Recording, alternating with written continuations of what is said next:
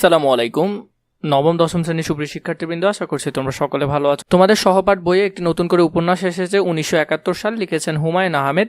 এই উপন্যাস পরিচিতি পাঠের উদ্দেশ্যে উপন্যাসের যে মূল ভাবটা সেটা আমরা এখান থেকে আজকে দেখার চেষ্টা করব। চলো আমরা ধারাবাহিকভাবে শুরু করি। কি বলেছে এখানে? উৎস পরিচিতি 1971 সালে। উপন্যাসটি 1971 সালের মুক্তিযুদ্ধের পটভূমিতে রচিত। তাহলে সাল দেখে বা উপন্যাসের নাম দেখে আমরা বুঝতে পারছি এটা কি নিয়ে লেখা। তাই এটিকে একটি মুক্তিযুদ্ধভিত্তিক উপন্যাস বলা হয়। তাহলে হুমায়ুন আহমেদের মুক্তিযুদ্ধভিত্তিক উপন্যাস হলো যে কি 1971। এখানে প্রান্তিক এক গ্রামের পাকিস্তানি মিলিটারির সাধারণ মানুষের উপর চালানো নির্যাতনের কাহিনী ফুটে ওঠে। তাহলে এখান থেকে আমরা অনেকটা অনুমান করতে পারছি যে প্রান্তিক একটা গ্রামের বিষয় থাকবে, পাকিস্তানি সেনাবাহিনীর যে নির্যাতন থাকবে সেটি এখানে ফুটে উঠবে। পাঠের উদ্দেশ্য হলো মুক্তিযুদ্ধের ইতিহাস, সাধারণ মানুষের উপর চালানো নির্যাতন ও ত্যাগের পরিচয় শিক্ষার্থী এই উপন্যাস থেকে জানতে পারবে। চলো উপন্যাসের মূল বক্তব্য আগে আমরা একটু বুঝে নিই। বাংলাদেশের প্রত্যন্ত এক গ্রাম নীলগঞ্জ। তাহলে ওইখানে যে গ্রামের উপর চালানো হয়েছে সেই গ্রামটির নাম হলো নীলগঞ্জ। গ্রামের শিক্ষা ব্যবস্থা ভঙ্গুর, মানে তেমন একটা পড়ালেখা নাই বললেই চলবে। এই গ্রামের মানুষের জীবন স্বাভাবিকভাবে চলছিল। তবে হঠাৎ 1971 সালের 1 মে গ্রামটিতে প্রবেশ করে একদল পাকিস্তান মিলিটারি। কত তারিখে? 1971 সালের 1 মে। তাদের আগমনেই গ্রামের স্বাভাবিক জীবনের ছন্দপতন ঘটে। তার মানে এতদিন যে স্বাভাবিক জীবনযাপন ছিল সেটি কি হয়েছে? সেটি ভেঙে চুরে গিয়েছে বা ওদের আক্রমণের কারণে সেগুলো নষ্ট হয়ে গেছে। অন্ধকারে তারা টর্চ জ্বলে জ্বলে গ্রামে প্রবেশ করে। মানে গ্রামে যারা ওরা রাতে যখন আসে তখন ওরা টর্চ নিয়ে আসে। তারা স্কুল ঘরে অবস্থান নেয়। তার মানে যেখানে স্কুল ছিল সেখানে তারা অবস্থান নিয়েছে। এই দলের নেতৃত্বে ছিলেন মেজর এজাজ। পাকিস্তানি সৈন্যদের মধ্যে যে সৈন্য এই নীলগঞ্জে আসে তাদের নেতৃত্ব দিয়েছিলেন মেজর এজাজ। নীলগঞ্জে লুকিয়ে আছে একদল মুক্তিবাহিনী, এমনকি তাদের সাথে 2 অপহৃত পাকিস্তানি সেনা সদস্যও আছে। এই তথ্যের ভিত্তিতে পাকিস্তানি মিলিটারি গ্রামটি দখলে নেয়। তাদের উদ্দেশ্য অপহৃত সেনা সদস্যদের উদ্ধার করা এবং মুক্তিবাহিনীর লোকদের হত্যা করা। এটাই হলো যে তাদের মেন উদ্দেশ্য, এবং ওরা এই গ্রামে আসছে এই কারণে। এর আগে তোমাদেরকে একটা কথা বলি, তোমাদের এসএসসি রিলেটেড সবগুলো বই আমাদের কাছে দাগানো আকারে আছে, যেখান থেকে ইনশাল্লাহ 100% প্রশ্ন কমন আসবে। তোমরা যদি বইগুলো নিতে চাও তাহলে নিচে ডিসক্রিপশন বক্সে অথবা এই নাম্বারে মেসেজ দিলেই হবে, তোমরা বইগুলো নিতে পারো। অপহৃত 2 সেনা সদস্যের একজন মেজর এজাজের বন্ধু মেজর বখতিয়ার। তাদের উদ্ধার করতে মুক্তিযোদ্ধাদের অবস্থান জানা জরুরি। তাই মেজর এজাজ গ্রামের 2 অস্থায়ী বাসিন্দা ইমাম সাহেব ও আজিজ মাস্টারকে ডেকে নিয়ে জিজ্ঞাসাবাদ করে এবং বন্দি করে রাখে। তাদের দুজনের কেউই মেজর এজাজকে তথ্য দিতে পারে না, কারণ মুক্তিযোদ্ধাদের সম্পর্কে কোনো তথ্যই তাদের জানা নেই। ফলে মেজর এজাজের নির্মমভাবে তাদের নির্যাতন করে স্কুল ঘরেই তাদের বন্দি করে রাখে।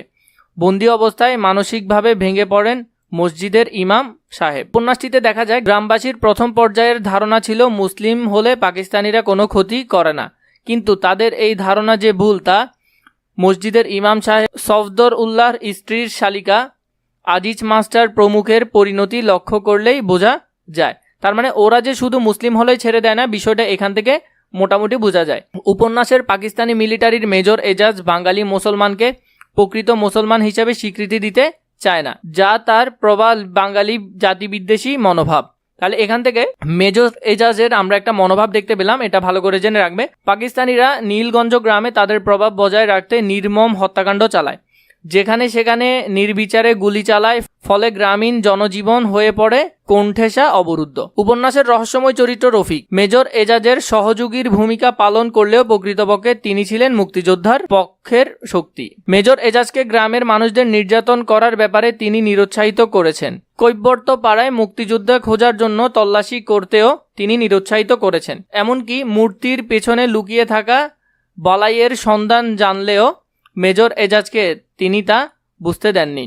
যদিও উপন্যাসের শেষ দিকে মেজর এজাজের কর্মকাণ্ডের বিরোধিতা করায় রফিকের ওপর মেজরের সন্দেহ হয় এবং তিনি যে মুক্তিযোদ্ধাদের বাঁচাতে অবদান রেখেছেন তা মেজর এজাজ বুঝে ফেলে। ফলে রফিকের প্রাণ দিতে হয়। উপন্যাসটিতে মূলত নীলগঞ্জের অবরুদ্ধ জীবন ব্যবস্থা ফুটে উঠেছে, যা মুক্তিযুদ্ধকালীন সাধারণ জনজীবনের বাস্তব চিত্রের রূপায়ণ।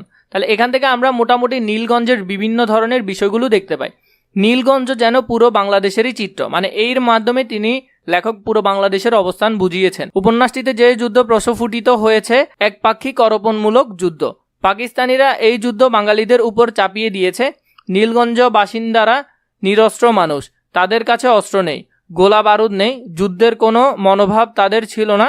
তারা পাকিস্তানিদের ভয়ে শুরু থেকেই ছিল আতঙ্কিত। এখানের মধ্যে আমরা কিছু গুরুত্বপূর্ণ চরিত্র দেখতে পাবো। মেজর এজাজ, রফিক, আজিজ মাস্টার, ইমাম সাহেব এবং জয়নাল মিয়া। নামকরণে উপন্যাসটি আমরা কেন নামকরণ করা হয়েছে এই উপন্যাসটির 1971 সালে সেটি যদি দেখি, উপন্যাসটির নামকরণ করা হয়েছে প্রেক্ষাপটগত দিক থেকে, মানে এটার মূল বিষয়বস্তুর উপর ভিত্তি করে এটা নামকরণ করা হয়েছে। 1971 সালে মুক্তিযুদ্ধকালীন নিপীড়িত, নির্যাতিত, বিধ্বস্ত ও অবরুদ্ধ জনজীবন এই উপন্যাসে ফুটে উঠেছে।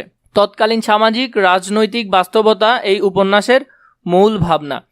আর এর বহিঃপ্রকাশ হলো সাধারণ মানুষকে নির্যাতন, হত্যা, সম্ভ্রম, মানহানি। মুক্তিযুদ্ধের প্রাথমিক অবস্থায় সারা দেশে পাকিস্তানি সামরিক বাহিনী যে তাণ্ডব ও অত্যাচার করে বর্বরতায় পরিচয় দিয়েছেন তা এই উপন্যাসের কাহিনীর মূল চালিকা শক্তি।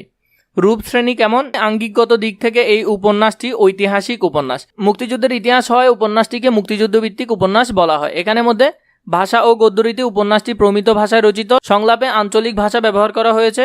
উপন্যাসের বর্ণনা রীতি, ভাষাভঙ্গি, পরিবেশ, চিত্র বেশ আকর্ষণীয়। এখানের মধ্যে তোমরা এগুলো দেখে নিবে। এরপরে মেজর এজাজের যে চরিত্র ছিল তিনি কি ছিলেন এখান থেকে তা তোমরা জানতে পারবে, তার বর্বরতা সম্পর্কে এখান থেকে জানা যায়। এরপরে 2 নম্বরে ছিল রফিক যে চরিত্রটি ছিল সেটি সম্পর্কেও তোমরা এখান থেকে জানতে পারবে। এরপরে ছিল 3 নম্বরে আজিজ মাস্টার সম্পর্কে এখান থেকে পুরোপুরি জানতে পারবে। এরপর ছিল ইমাম সাহেবের যে চরিত্র ছিল সেটি এখান থেকে তোমরা জানতে পারবে। এরপরে 5 নম্বর চরিত্র ছিল জয়নাল মিয়া সম্পর্কে তোমরা এখান থেকে ভালো করে জেনে নিতে পারবে। 6 নম্বরে ছিল মীর আলী। এরপর 7 নম্বরে হলো যে বদিউজ্জামান। 8 নম্বরে ছিল সফরুল্লাহ। এই কয়েকটা চরিত্র নিয়ে মূলত এই উপন্যাসটি রচিত।